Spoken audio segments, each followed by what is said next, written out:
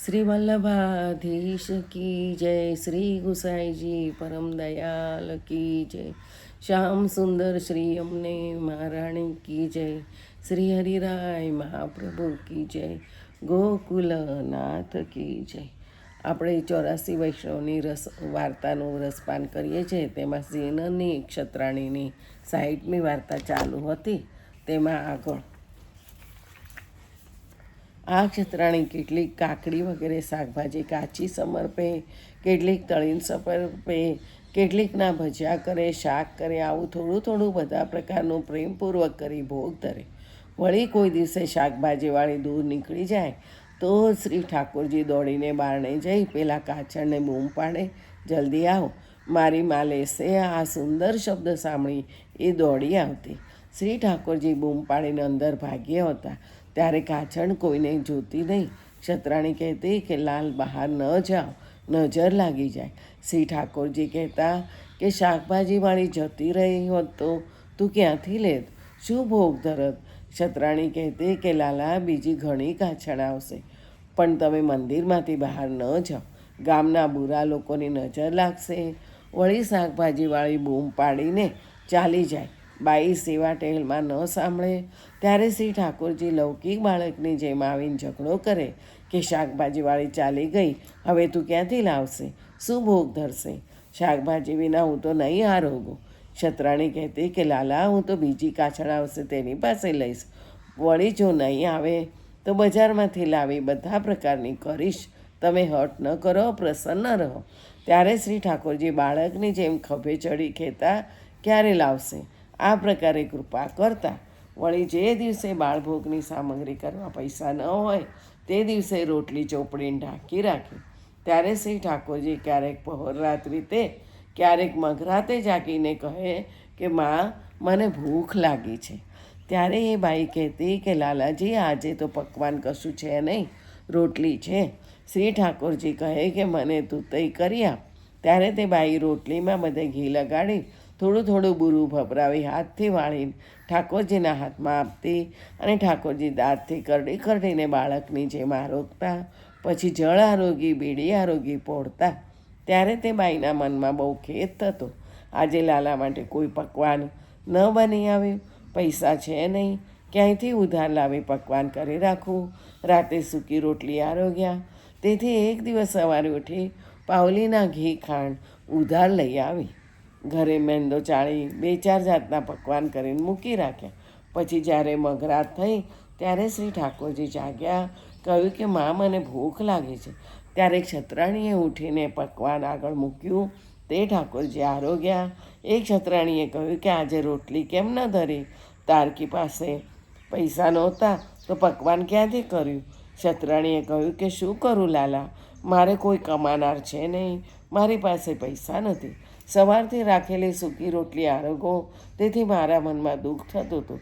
તેથી પાવલી ઉધાર રાખી પકવાન કર્યું છે. 2-3 દિવસમાં સૂતર વેચી આપી દઈશ પાવલી. શ્રી ઠાકોરજીએ કહ્યું કે માં ઉધાર દેવું માથે જાય તો અપાય નહીં, જ્યારે પેલો માગે ત્યારે ક્લેશ થાય, તેથી દેવું ન કરવું. આજ પછી ઉધાર ન કરીશ. અમને રોટલી રૂચે છે, તેથી રોટલી ઘીથી ચોપડેલી મૂકી રાખજે. પછી તે બાઈ એમ જ કરતી. સૂતરના પૈસા વધે તેમાંથી પકવાન કરતી, પૈસા ન હોય તો રોટલી ચોપડીને ધરતી. ભાવપ્રકાશ. ઠાકોરજીએ ઉધાર લેવાની મનાઈ એટલા માટે કરી કે કરજ એ હત્યા છે. ઠાકોરજીના સ્મરણમાં મન છે તે જેનું કરજ કર્યું હોય તેનામાં જાય. જ્યાં સુધી દેવું ન ચૂકવીએ ત્યાં સુધી એની સેવાનું ફળ એની પાસે ન રહે. જ્યાંથી કરજ લીધું તેથી પાસે રહે.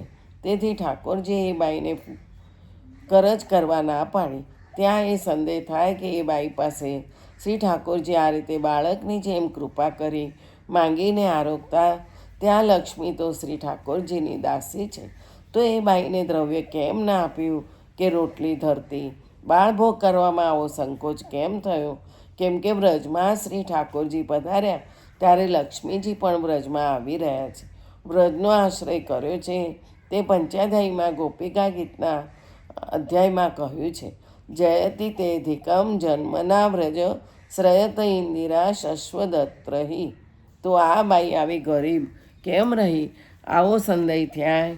ત્યાં કહે છે કે લક્ષ્મી તો શ્રી ઠાકોરજીની દાસી છે, શ્રી ઠાકોરજીની ઈચ્છા પ્રમાણે કામ કરે છે. આ બાઈને શ્રી ઠાકોરજીને દ્રવ્ય એટલા માટે ન આપ્યું કે દ્રવ્ય હોય તો બાઈના મનનો નિરોધ ન થાય. ત્યારે ભક્તોની આરતી કેવી રીતે વધે? દ્રવ્ય ન હોય અને રેટીઓ કાતે તેમાં શ્રી ઠાકોરજીને માટે મન લાગેલું રહે.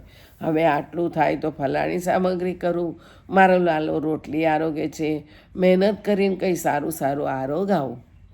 આમ ભાઈનું મન પોતાનામાં લગાડવા માટે બહુ દ્રવ્ય ન આપ્યું, એટલું જ આપ્યું જેમાં રોજનું ગુજરાન થાય, ધનનો મદ ન થાય. લક્ષ્મી પ્રભુની ઈચ્છાને વશ છે, તેથી કઈ રીતે ધન થાય? આ બાઈનો આ રીતે પ્રભુએ નિરોધ કર્યો. જ્યાં જેવી પ્રભુની ઈચ્છા છે ત્યાં તેવી લીલા કરે છે. વળી એ સંદેહ થાય કે મઘરાતે શ્રી ઠાકોરજી એ બાઈ પાસે માંગતા હતા ત્યારે નાવાની અપ્રોસનો નિત્ય કેવો વિચાર! વળી શાકભાજીવાળી બૂમ પાડી ચાલી જતી ત્યારે શ્રી ઠાકોરજીએ બાઈને ખભે ચડી ઝઘડો કરતા. ત્યાં અપ્રસતા ક્યાં? તો મંદિરમાં પણ અપ્રસ વિચાર કેમ છે? આવો સંદેહ થાય. ત્યાં કહે છે કે શ્રી આચાર્યજીના પુષ્ટિમાર્ગમાં શ્રી ઠાકોરજી મર્યાદા પુષ્ટ રીતે બિરાજે છે. બધે પુષ્ટિ પુરુષોત્તમના ભાવથી બધી મર્યાદા રીતે બિરાજે છે, બોલતા નથી. તે ભગવત સ્વરૂપમાં બે પ્રકારના સ્વરૂપ છે, એક ભક્તો ઉદ્ધારક, બીજું સર્વ ઉદ્ધારક. સર્વ ઉદ્ધારકમાં મર્યાદા પુષ્ટિ રીતે બધાને દર્શન, ભક્તોદ્ધારક સ્વરૂપમાં બધાને દર્શન નહીં. અને તે જ્યાં સુધી વૈષ્ણવને પ્રેમ ન થાય ત્યાં સુધી મર્યાદા પુષ્ટિ રીતે અંગીકાર છે, દર્શન છે.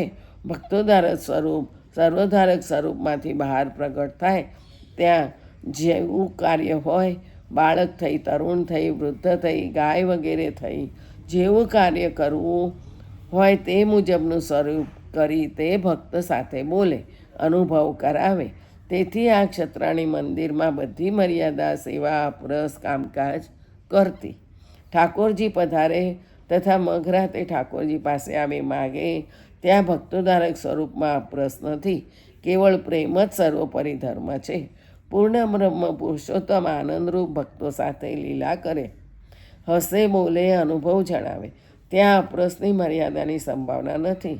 ત્યાં કેવળ સ્નેહ, જે સર્વોપરી પ્રેમ છે તે જ કારણ છે. આ પ્રકારે ભક્તોના ઘેર પુષ્ટિમાર્ગમાં શ્રી ઠાકોરજી બિરાજે છે. તેથી વૈષ્ણવને ભક્તોદ્ધારક સ્વરૂપે કંઈક અનુભવ જણાવે છે તેવું જાણીને અપરસ ન રાખે તો અપરાધ પડે. મંદિરમાં શ્રીનાથજીની સેવામાં પુષ્ટિમાર્ગની મર્યાદા સાથે સેવા કરે અને પ્રેમમાં કંઈ કરે. શ્રી ઠાકોરજી તો પ્રેમના ભૂખ્યા છે. મર્યાદાનું શું કામ? આવા કલ્પિત જ્ઞાનથી મર્યાદા છોડે તો એનો અપરાધ ભ્રષ્ટ જાણવું, આ રીતનો ભેદ જાણવું. ક્ષત્રાણી તે આ ક્ષત્રાણી આચાર્યજીને આવી કૃપાપાત્ર, જેને બાળકની જેમ ઠાકોરજી સાનુભવ કરાવતા, લીલામાં પણ ઉપનંદ ગોપની વહુ, ત્યાં પણ પુત્રભાવ, અહીં પણ પુત્રભાવ દ્રઢ છે. આ ક્ષત્રાણીબાઈની વાર્તા ક્યાં સુધી કહેવી? વાર્તા 60મી. કૃષ્ણાર્પણ. કાલે દામોદરદાસ કાયસની માતા વીરબાઈ શેરગઢની એમની વાર્તા આવશે. જય જય શ્રી ગોખલેશ.